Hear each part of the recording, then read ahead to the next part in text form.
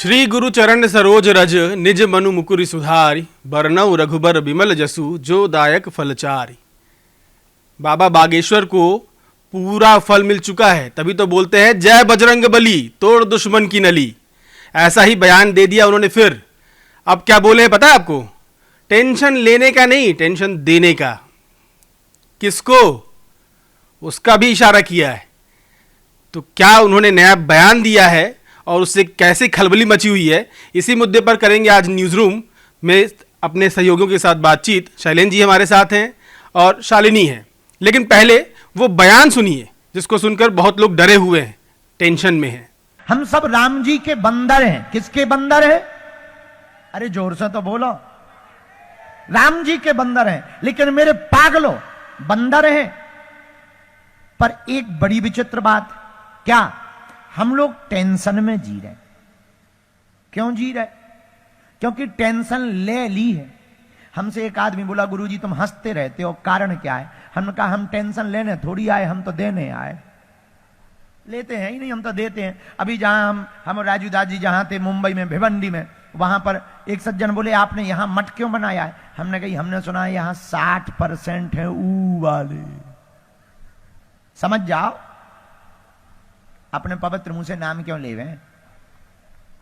तो बोले आपने यहां मठ क्यों बनाया? हम कहे हमने सुना है 60% है। और बुरा ना मानना, वो चाहे 60 रहे चाहे 80 रहे, डंका तो बजरंग बली का ही बजेगा। तो सुना आपने, बाबा सुधरने वाले नहीं, कुछ ना कुछ तो ऐसा बोल ही देंगे कि उस पर बवाल होना तय, सुर्खियों में रहेंगे ही रहेंगे। अब इन वालों को 60% वालों को सीधे खुलकर मंच से चेतावनी देना ठीक है, बजरंग बली की जय तो ठीक है, लेकिन ये ठीक था? इसी पर बात करते हैं। शैलेंद्र जी, टेंशन लेने का नहीं देने का। भिवंडी में बनवा दिया उन्होंने अपना मठ या अपना आश्रम बनवा दिया और उस पर बोल रहे थे कि 60% वाले यहाँ पर हैं, लेकिन हम तो जय बजरंग बली बोल के कहीं भी अपना दावा ठोक लेते हैं और वहीं रहेंगे। टेंशन लेंगे नहीं, टेंशन देंगे और मुस्कुराएंगे। ठीक है बयान? बयान ठीक है या सही नहीं है ये कहना मुश्किल है। उनके कहने का मतलब ये था कि डरने की ज़रूरत नहीं है। आजकल जो माहौल देश में चल रहा है, ख़ास करके जब हम पश्चिम बंगाल की तरफ अभी देख रहे हैं, वक्फ कानून के बाद की जो स्थिति है, मुझे लगता है उसी कॉन्टेक्स्ट में उन्होंने कहा होगा इस चीज़ को, ऐसा मुझे लगता है। तो पश्चिम बंगाल में जिस तरह से खास करके मुर्शिदाबाद से हिंदुओं को भागना पड़ा है, वहाँ से घर बार छोड़ करके, और जिस तरह से उन्हें टारगेट किया गया है, वो बड़ी भयावह स्थिति है।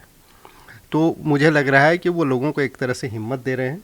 ठीक है, उन्होंने किसी हिंसा की बात नहीं की है, उन्होंने जस्ट मुझे लगता है कि इतनी सी बात कही है कि डरने की ज़रूरत नहीं है, हिम्मत से रहो। और इसके आगे तो उन्होंने कुछ कहा नहीं है। ठीक है ना? मैं मुस्कुराता रहता हूँ। टेंशन ली नहीं जाती, टेंशन दी जाती है। हाँ, उन्होंने इसलिए कहा होगा कि भाई क्या है कि जब तक हम टेंशन लेते रहेंगे, टेंशन हमारा पीछा करता रहेगा।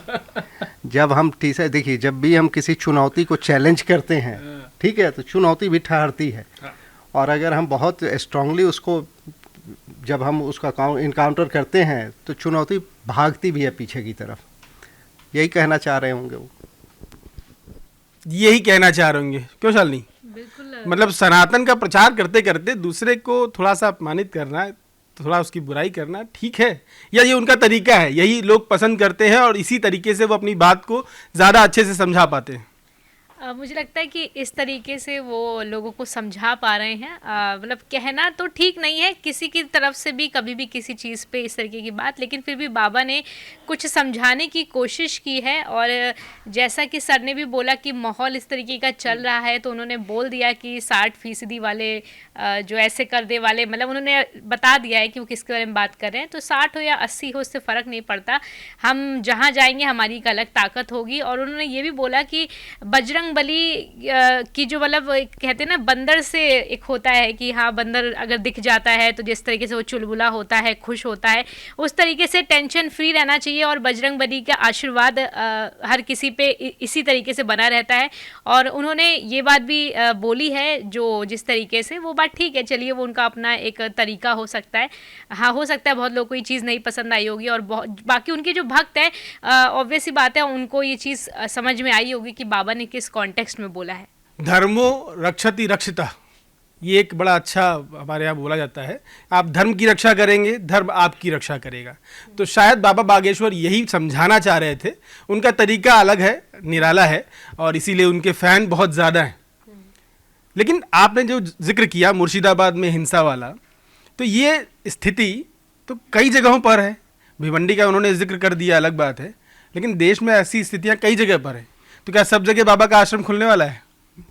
नहीं, सब जगह आश्रम खुलना शायद अभी संभव नहीं है, मतलब, लेकिन क्या है ना कि उन्होंने 60% की बात की। मुर्शिदाबाद से अब अभी हमने जिक्र किया, मुर्शिदाबाद में क्यों भागना पड़ा उनको? उनकी संख्या बहुत कम है। वहाँ की डेमोग्राफी देखेंगे आप तो वहाँ हिंदुओं की संख्या बहुत कम है। तो अब सोचिए कि उस तरह की घटना जब कहीं होती है तो उस दूसरे क्षेत्र में जहाँ संख्या आपकी कम है, जहाँ आप संख्या के हिसाब से अल्पसंख्यक हैं, तो वो लोग डर में होते हैं। उनके अंदर एक डर बना रहता है कि अगर यहाँ भी माहौल बिगड़ जाए, वक्फ को लेकर जिस तरह से प्रदर्शन हो रहा है या कई और मुद्दे हैं, और भीड़ हिंसक हो जाए तो उनका क्या होगा। तो ऐसे लोगों को एक सांत्वना देने के लिए, उन्होंने हिम्मत बढ़ाने के लिए उन्होंने ये बात कही होगी कि चलो भाई। अब दूसरी चीज़ कि उन्होंने कहा कि बजरंग बली अब विराजमान हो गए हैं, तुमको डरने की ज़रूरत नहीं है। तो कहने का मतलब कि डर के भागना सोल्यूशन नहीं है किसी भी समस्या से। मैं इसको धार्मिक रूप से नहीं देख रहा हूँ उस तरह से। मैं एक सामान्य बात कह रहा हूँ कि कोई भी, जब आप किसी भी तरह के जीवन में चुनौती आती है तो डर के भागने से काम नहीं चलता है। उनके कहने का मतलब मुझे लगता है कि यही है। और वो सामान्य चुनौती, हाँ, बात करने में उन्होंने 60% की बात कर दी है। हम हिंदुस्तान में, उत्तर भारत में ख़ास तौर से, दक्षिण भारत में भी कहें, थोड़ा सा तरीका अलग है। हम लोग बात जो करते हैं वो बिंबों में बात बहुत ज़्यादा करते हैं। हम मुहावराओं का इस्तेमाल करते हैं, लोकोक्तियों का इस्तेमाल करते हैं, बिंबों में बात बहुत करते हैं। अब क्या है ना कि मुहावरे हैं, लोकोक्तियाँ हैं, या जब हम बिंब का प्रयोग करते हैं तो ये क्या है कि इसका कम्युनिकेशन बड़ा ज़बरदस्त होता है। ये लोग भले ही बहुत एकेडमिक भाषा न समझे, लेकिन इस तरह की भाषा लोगों के समझ में तुरंत आती है। उसकी संप्रेषणीयता बड़ी ज़बरदस्त होती है। तो इसलिए बाबा का अपना अंदाज है, खासी बुंदेलखंडी उनकी स्टाइल है। तो वो बात इस रूप में करते हैं। कई बार पब्लिक के हिसाब से लोग बात कर लेते हैं, तो ये बाबा ने बात कर लिया होगा। लेकिन इसमें मुझे लग रहा है कि इंटेंशन वो धार्मिकता का उतना ज़्यादा नहीं था, जितना ये था कि भाई आप जो जिस सिचुएशन में है उसमें आपको बहुत डरने की ज़रूरत नहीं है। तो डरना मत, एकदम मत डरना। बाबा भी साथ में है। जय बजरंग बली बोलो और शुरू हो जाओ, जो करना है कर डालो। लेकिन एक सवाल ज़रूर उठता है, जब हम राजनीति में पढ़ते हैं, अगर पॉलिटिकल साइंस का कोई स्टूडेंट होगा तो उसको ये पता होगा, उसमें लिखा होता है कि किसी भी देश में जो है अल्पसंख्यक राज करते हैं, किसी भी देश में राज करते हैं और उनकी बात ज़्यादा सुनी जाती है। लेकिन ऐसा बांग्लादेश में नहीं होता, ऐसा पाकिस्तान में नहीं होता, ऐसा हिंदुस्तान में हुआ। उसका नतीजा क्या है? वो कुछ नतीजे मुर्शिदाबाद जैसे दिखते हैं। तो ये गलत था, गलत है, तो उस पर सवाल उठेंगे और उस पर तरह तरह की बातें की जाएंगी। इन्हीं बातों में से एक बात बाबा बागेश्वर कर रहे थे अपने तरीके से कि भैया डरना मत, 60 हो 80 हो चाहे जो हो, टेंशन लेना नहीं है, टेंशन देना है। तो कितनी टेंशन दे पाएंगे? क्या आश्रम बना के, वैसे खाली यही एक बात उन्होंने नहीं की है, इसके पहले औरंगजेब वाला विवाद हो या और कई विवाद रहे हो जो भी मुसलमानों से जुड़े या उस धर्म से जुड़े, उस पर बड़ा खुलकर बोलते हैं वो। ठीक है, एकदम सही है, जरूरी है। ठीक हो सकता है, बहुत लोगों को ठीक लगता होगा, हो भी सकता है, और ऐसी बात नहीं है। मैं किसी चीज़ को मतलब गलत साबित नहीं कर रही हूँ या गलत नहीं कहना चाहती हूँ, लेकिन बागेश्वर बाबा ने अपने बयानों में आज तक जो कुछ भी कहा है वो उनके अपनी एक सोच है, इंटेंशन है, और सही भी कहा है, क्योंकि कुछ ऐसी चीज़ें हुई हैं जिस वजह से उन्होंने इस तरीके के बयान दिए हैं।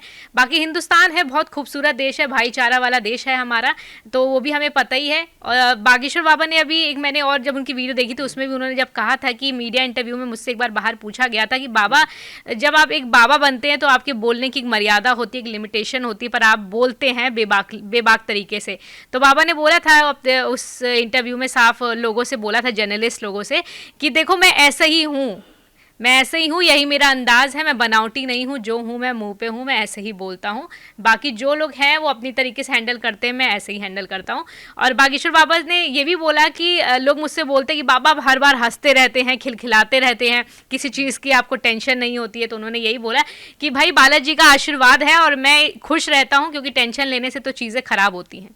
एकदम, टेंशन लेने से चीज़ें खराब होती हैं। वैसे हमारे ही परंपरा में दुर्वासा भी हैं, परशुराम भी हैं और भृगु भी हैं। तो कोई शांत है, कोई बहुत उग्र है। तो बाबा बागेश्वर क्या है वो तो आप समझ ही रहे हैं, बताने की ज़रूरत नहीं है। और ये तरीका उनका जो है यही उनको पॉपुलर करता है और यही सनातन के प्रचार में उनकी मदद भी करता है। बयान तो चलते रहे हैं, हर तरफ से चलते रहे हैं, चलते रहेंगे। तो बाबा का भी एक बयान है, इसको किस नज़रिए से आप देखते हैं कमेंट करिए और अपनी राय हमें भेजिए। न्यूज़ कॉरिडोर्स आप हमें यूट्यूब पर, इंस्टाग्राम पर, एक्स पर और फेसबुक पर फॉलो कर सकते हैं।